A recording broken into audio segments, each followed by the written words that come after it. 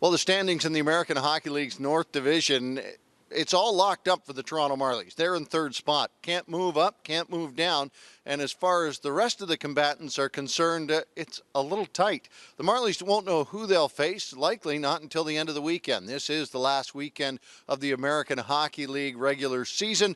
The Syracuse Crunch sitting in top spot only by a point. The Rochester Americans charging hard for that first spot as well. So the Marlies still trying to guess on who they might play come the first round of the Calder Cup playoffs.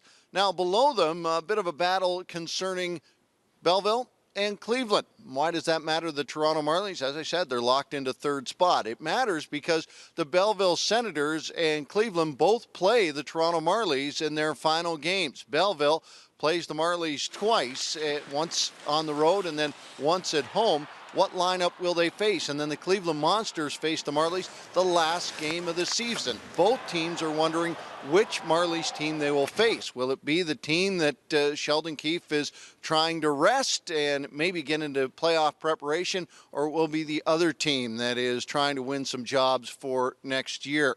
And certainly both the clubs have an eye towards the lineup each night for the Toronto Marlies coming up this weekend.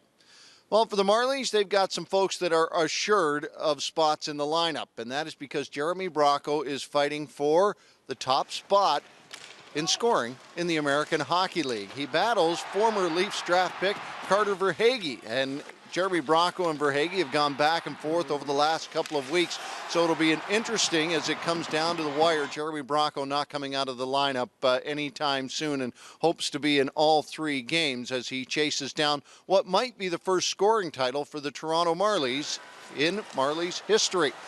And Chris Mueller looking to win the gold title for the Toronto Marlies as he continues to pile on the points. The interesting part about Mueller's goals is that he has only had 58 games in which to score these goals, 33 on the season. He's also going for the Marlies single season record, as is Jeremy Bracco. Now, he already has the 76 game mark, both of them do, but they are looking for the 80 game mark. If you remember, the American Hockey League used to have 80 games in its season, and so in order to capture the overall title, you've got to score more points than the guy who did it in 80 games. In Jeremy Bracco's case, it is Tim Stapleton.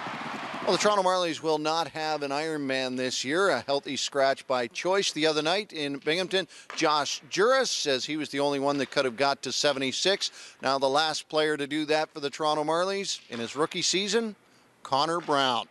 Chasing some points, Dmytro Timashov looking to get to 50. He's already had the best season he's had in the American Hockey League as he continues along his growth line, looking to get to 50 points this season.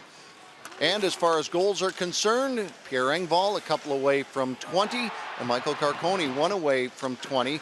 Of course, the other night, Adam Brooks picked up his 20th goal in spectacular fashion, a shorthanded game winner. The last time the Marlies had 6 players who had scored 20 goals or more, 2005-2006 in an 80-game season. And you look at those players, it was John Pohl with 36, Brad Lieb, Alexander Suglobov, Jeremy Williams, Chris Newberry, Bates Battaglia, and as I say, now you're looking at Mueller, Moore, Bracco, Brooks, and Carcone and Engvall trying to chase down those numbers as well. 3 games for the Toronto Marlies to finish out the regular season, and then it is off to the Calder Cup playoffs for the 8th straight season. It's 2 against Belleville, and then they finish it up on Sunday, 4 o'clock against the Cleveland Monsters. Paul?